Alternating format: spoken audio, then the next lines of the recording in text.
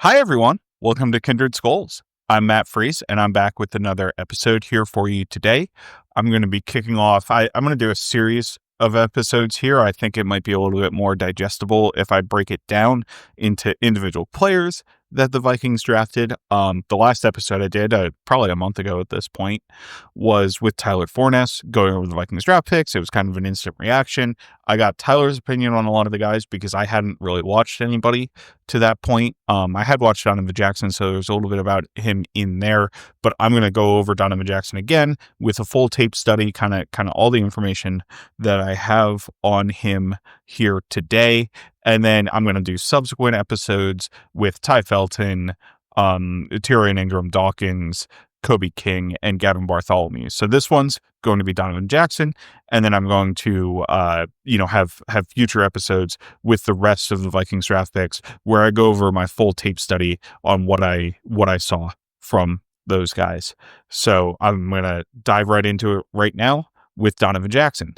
So the first thing I think that let's start off with pass protection and then move on to kind of the run game. Some of the mental processing stuff I'll kind of put in there right away. I did write an article for Zone Coverage on Donovan Jackson. It's been out for about a couple weeks.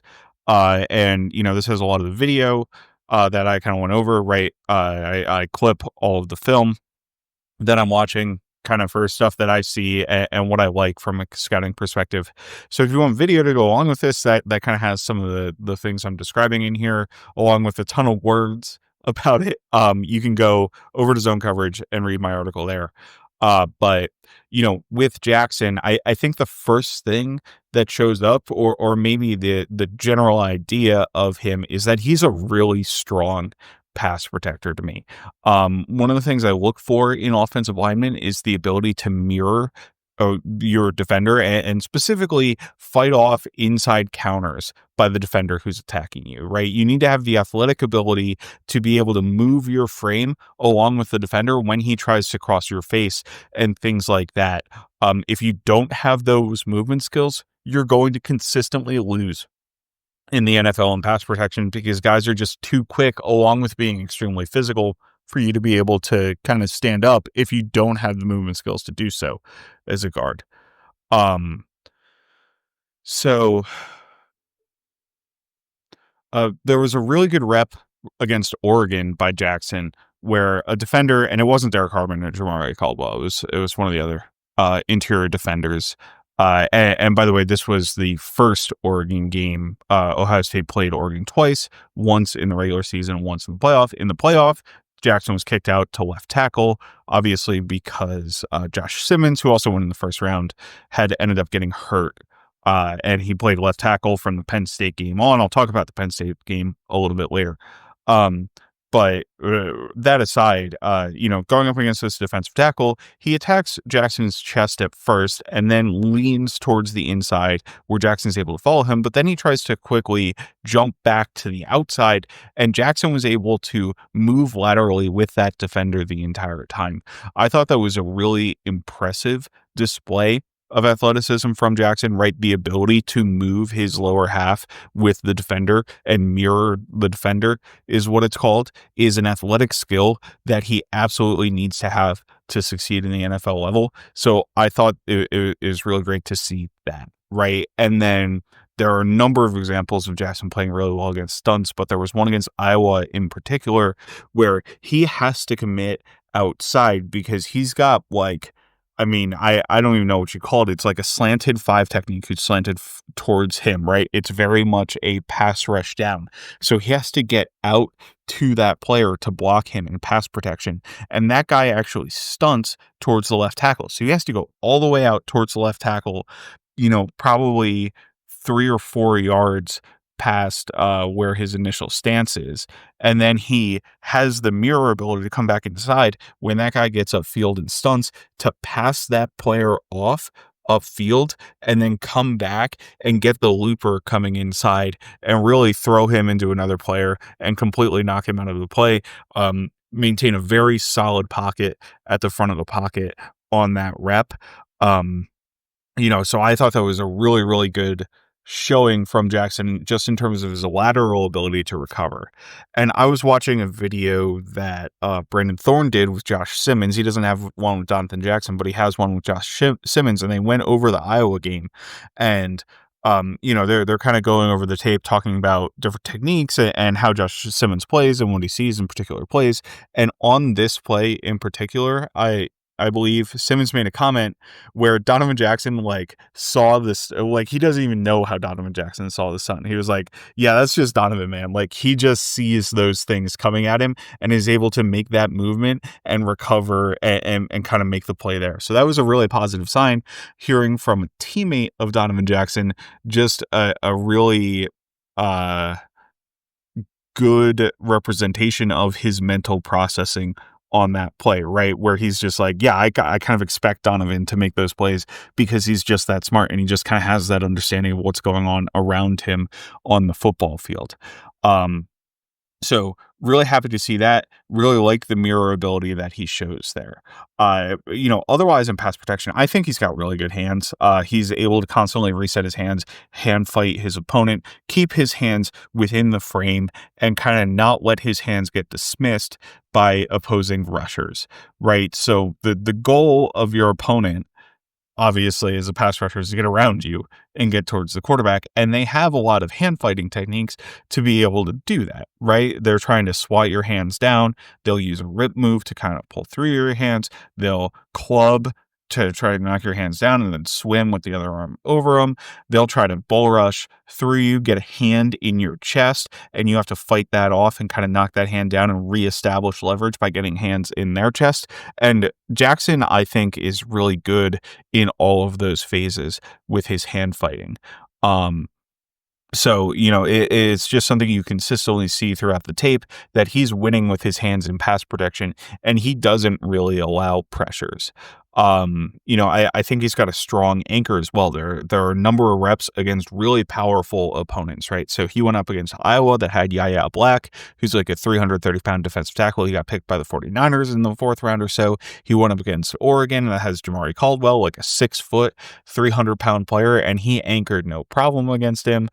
He went up against edge rushers like James Pierce, who he was able to anchor very well against, and a bit more powerful guys. I think Jordan Birch he went up maybe against in a couple reps, or one of the Oregon defensive ends in the playoff there. He also did it pretty well against Notre Dame. And when you're anchoring, there are some specific technical things that you want to do to slow down your opponent's rush at you, right?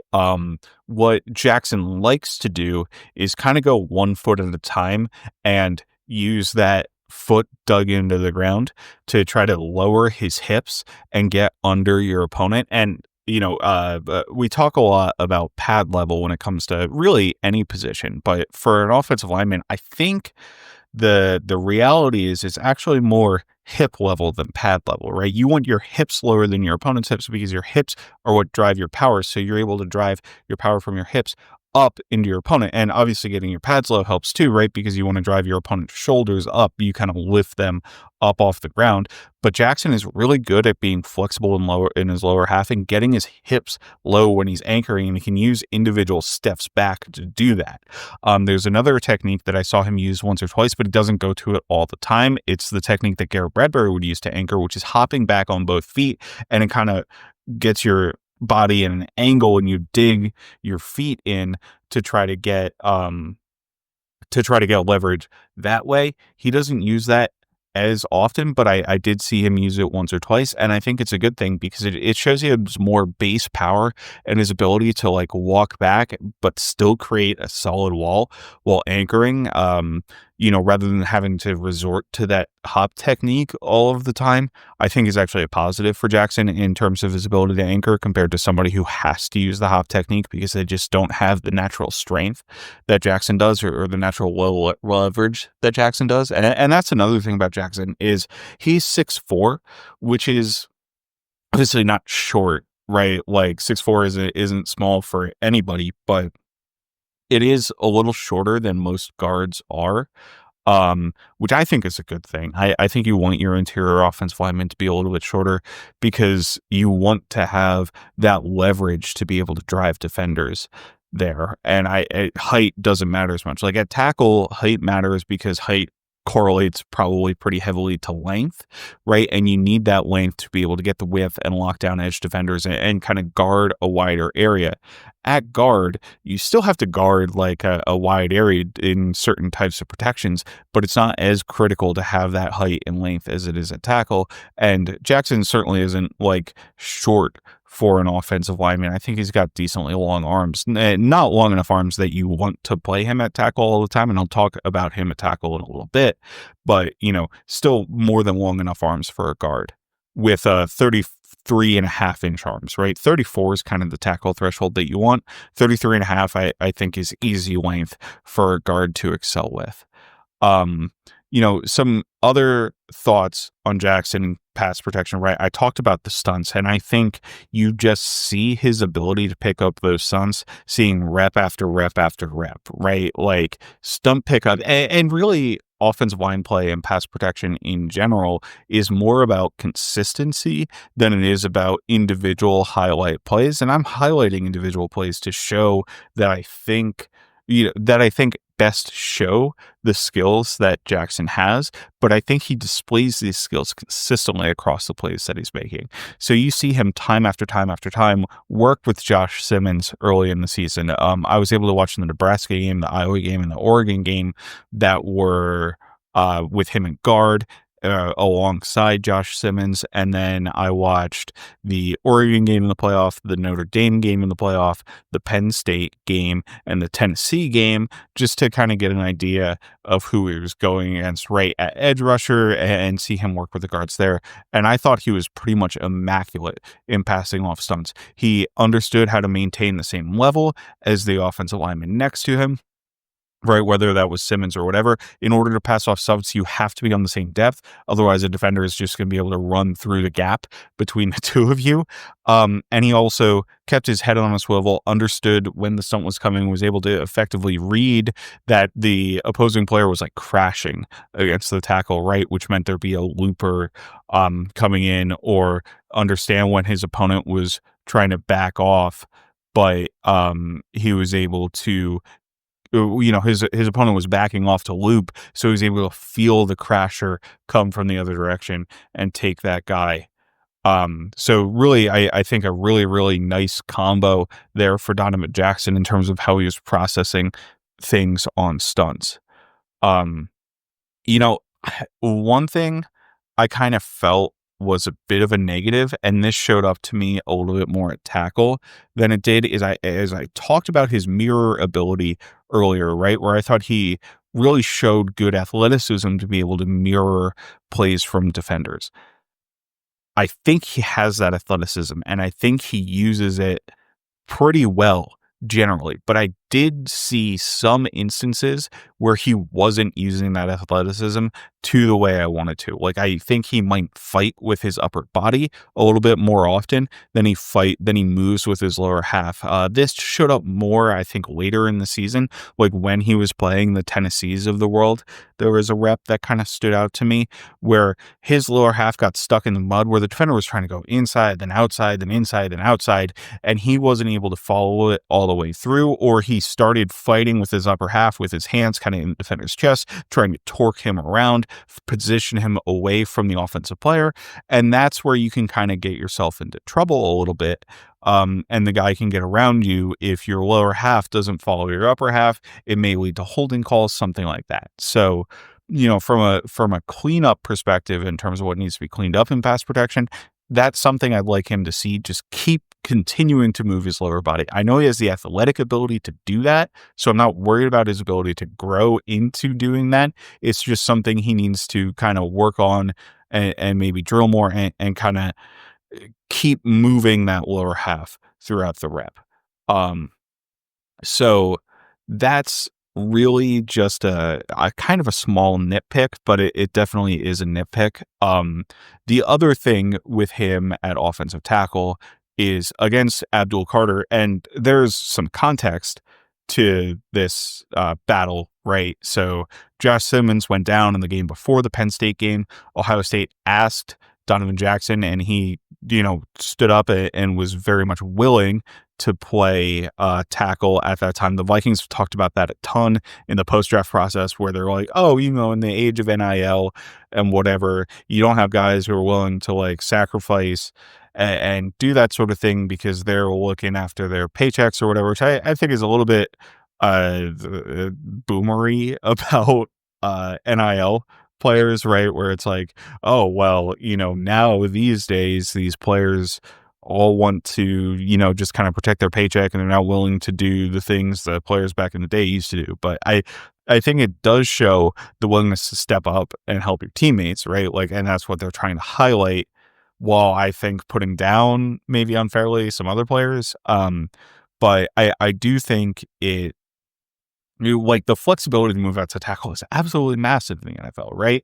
This guy was a full-time guard. And if you look at a lot of the guards in the NFL, they were college tackles, because the tackles are typically the best players at college. When you're at Ohio State, you're next to somebody like Josh Simmons. You're not necessarily going to get the opportunity to play tackle, even if you're a high-level athlete and a high-level player. So seeing Donovan Jackson come in and play tackle at what became a very high level by the end of the season, I think is very much a positive in his profile.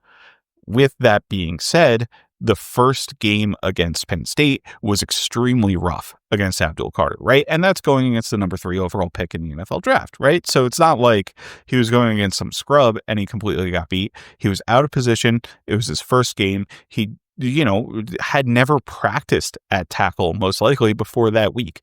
The width you have to get on your sets, all the movement you have to do is different at tackle than what it is at guard, right? It's not like moving from the left side to the right side, which is another thing that offensive linemen potentially struggle with, but it is just athletically different movements that you have to make, or more exaggerated movements that you have to make, right? To do a kick step into a pass set as a tackle, you have to get a lot more width and a lot more depth than you do as a guard, where you're probably a little bit more focused on getting depth than width.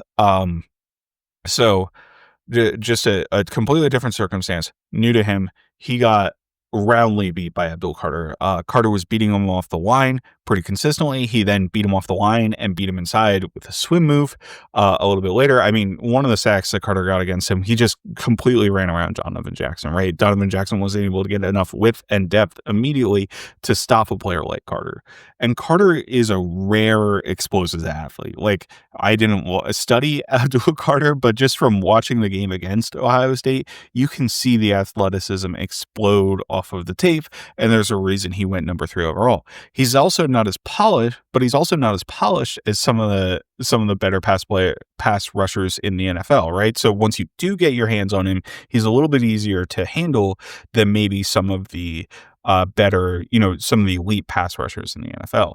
And it's hard to be like, okay, well, Donovan Jackson went against Abdul Carter. Like, that's a really, really good player. He's not maybe necessarily going to have to go against that. Maybe he could be a tackle in the NFL if he's not going to have to go against that every week. The reality is you pretty much have to go against an elite pass rusher every single week in the NFL. I mean, the Vikings have to play Myles Garrett, Micah Parsons, TJ Watt, Aiden Hutchinson, Trey Hendrickson, Montez Sweat, and by the way, they play the Giants, who they have to play Abdul Carter again, right? And Brian Burns on that team. So you have a plethora of high impact pass rushers, and I don't even name guys like Rashawn Gary, who's on a large edge rusher contract, like all of the weapons kind of that I did name TJ Watt, but like all the weapons that like the Ravens have in their pass rush. There's just so many guys, or the Falcons drafted 2 pass rushers in the first round this year, right? Like, there's just so many guys in the NFL who are capable of rushing the passer that you can't take for granted the ability that you're just going to be able to lock guys down.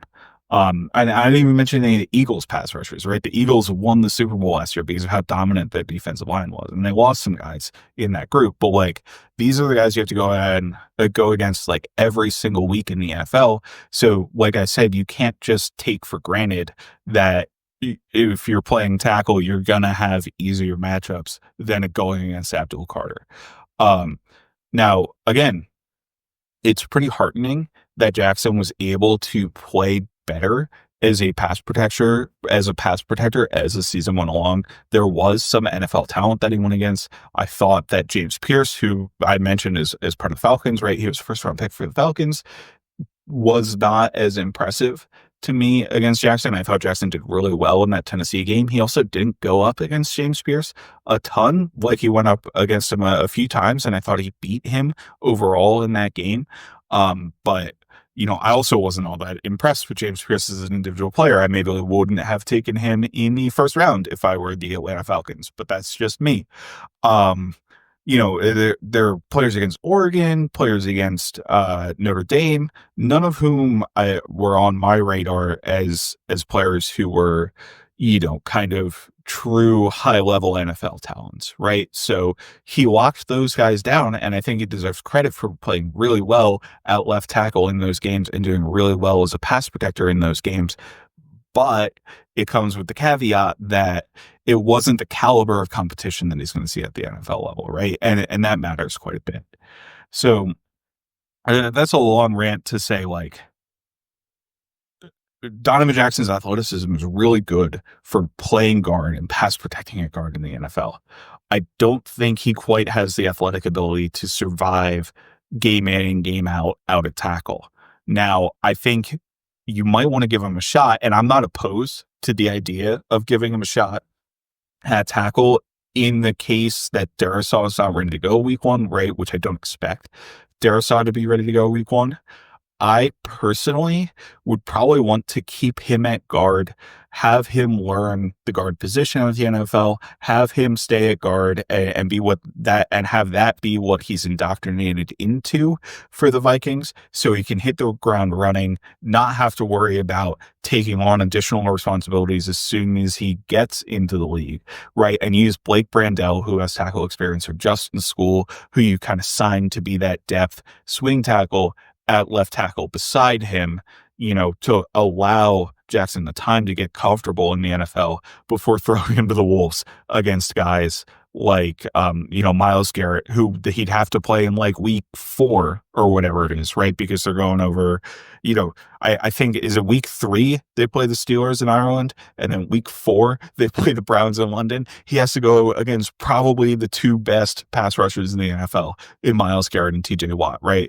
They've won, I think Watt won Defensive Player of the Year 3 years ago now, and Garrett won it 2 years ago. Like, it'd be really tough to ask him so early in his career to play those guys. So I probably want to keep him at guard. And that's from a pass protection perspective. So what I want the takeaway from pass protection to be, I think Donovan Jackson is a phenomenal pass protector. I think he does a really good job mirroring defenders. I think he does a fantastic job trading off and picking up stunts. I think he's got a strong anchor, and I think he's got great hand usage to counter the hand fighting that his opponents have. I threw in a couple slight weaknesses there, right? Where, like, I'm not sure he uses his athleticism that I know he has 100% of the time in situations I would like to. So he might get a little bit sluggish and like guys by him occasionally. And then, from a tackle perspective, I don't necessarily think he has the athleticism to play there full time in the NFL, or at least, I would need to see his performance down the stretch of the season against a player like Abdul Carter, right? Like, if you could have had Ohio State play Penn State again and he has to go off one-on-one against Abdul Carter, and all of a sudden he's doing what he was doing to the Notre Dame defense against Carter, like, I'd be more convinced, right, about his ability to play tackle, but I don't think it's there yet. So it's a couple slight negatives, but really in the grand scheme of things, it's like nitpicky at that point. And I think everything else is high level as a pass protector. As a run blocker, I also think there's some really, really good stuff from Donovan Jackson. I think that, against smaller defensive linemen, and a lot of times in college, these guys are like the 270, 280 pound range that you're going as his defensive lineman, maybe that rather than 300-pound NFL defenders at the same position, right? Like the three technique position. But those guys, he can drive down the field. He's got really good foot drive after contact when he latches on to defenders. He really uses his lower half and kind of pushes the defenders downfield. And I think he does a pretty good job of that. I think his athleticism shows. He's not going to be like a Garrett Bradbury. He can reach a three technique from the center position, or can reach like, I don't know, like a Y9 or something for the guard position, right? But like, or maybe a 7 technique from the guard position. I don't know if he can quite do that, but he can certainly reach 4 eyes.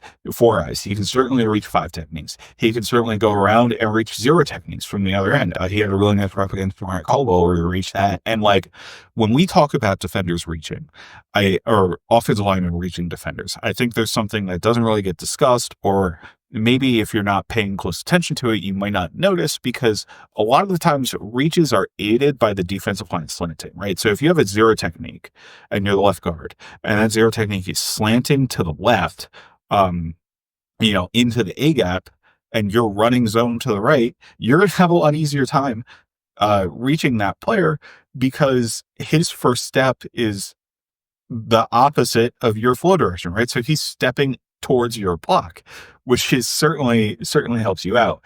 I thought there were reps from Jackson where he was able to reach players inside of him or outside of him who flowed the same way with their first step as him. So I think that really is what shows the athleticism to me. He's able to work well, to me, in zone to pass off guys and climb up to the second level. He's able to, have a guy pass off to him and have his teammate help him capture a guy by putting a hand in his chest, and he's able to take over that block. That pass off was pretty seamless consistently to me for Donovan Jackson across the tape.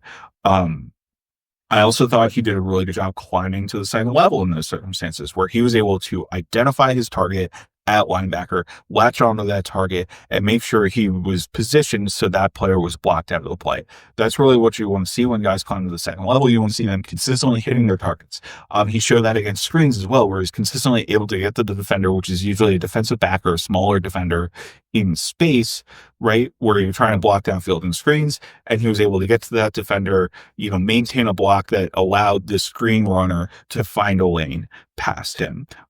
As a puller, I thought he looked athletic and good, right? So when you're pulling, you take a step back, you wrap around, and sometimes you'll have to kick out the edge. Sometimes you want to go upfield and kind of hit a linebacker. You have to adjust to the changing picture from the defense in front of you. And I thought he did a really good job of adjusting. He found his target. He was able to angle them out of the play. And that's kind of what you want as a blocker, right? On a gap play, on a play where you pull, there's a designed lane for the running back to go through. So you need to get up to that defender and block them out of that area. When you're a left guard pulling, typically you want to kick them out towards the edge of the defense, but there are certain circumstances where you need to adjust. If the defensive end stays really flat to the line of scrimmage and is hip to hip with the tackle who's kind of down blocking, then you probably need to kick him in and let the running back run outside of you. There was an adjustment, I think it was against Nebraska, where Jackson did just that based on the way the end played it. So I think he's really good at adjusting it and figuring out, with the changing picture in front of him, how to create the best lane for his running back. And I also think that he was consistent in terms of getting to the player that he needed to and executing the block and positioning that player out of the play. So I was really impressed with his athleticism as a puller. The downside in his run game, and this was pretty consistent and probably my biggest concern for Jackson overall as a player, was I thought he struggled to latch on to bigger defenders. So I mentioned anchors against a player like Yahya Black and a player like Jamari Caldwell in pass protection. But in the run game, I thought he really struggled against Yahya Black in particular. And then I think it was Tyrese Robinson or what, it was a Nebraska defender who also went in the 4th round. So that can be looked up pretty easily, but who he struggled a little bit against, who were able to stack him and disengage from him, right? So on a run play, you want to get your hands in your opponent's chest, drive him down the field or drive him in the direction that you want to go. Those guys are trying to disengage from your hands. So they're trying to knock your hands down. They'll try to like rip, grab your shoulder pads, maybe rip in one direction or the other to disengage and get towards the running back. Yaya Black, I thought, was able to do that consistently against him. And he's a 6'5", super long, 330-pound defender, right? So he's a big dude who Jackson's trying to block.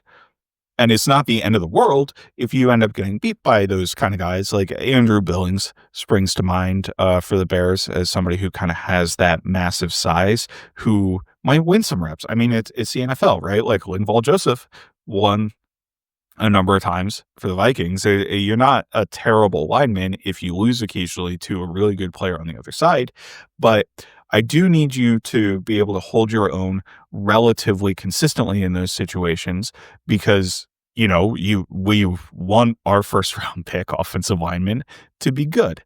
And like I said, I don't have any concerns with him being able to do that against smaller defenders, against the 280, 300-pound defenders. He really was able to consistently do that. He was also able to consistently do that against Jamari Caldwell, who's like a 330-pound defender, right? So it was really the combination of, and Caldwell's like 6 foot flat. I'm not sure he's like super long as a player. So I think it was the combination of the size, the height, and the length of Yaya Black.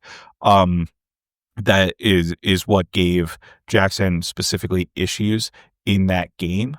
And you can see it. I put out a compilation. It's in the article of Black being able to consistently shed from Jackson in that game. So I think he might be a little bit weaker of a run defender just because he's not able to latch onto opponents as well as, you might ideally like as a run defender. And I think that's because he kind of has a wide approach with his hands when he's doing it in a run game. So he's not able to get into his defender's chest as well and control the chest. He kind of goes wide and leaves himself susceptible to his hands being knocked down by his opponent, kind of in those situations.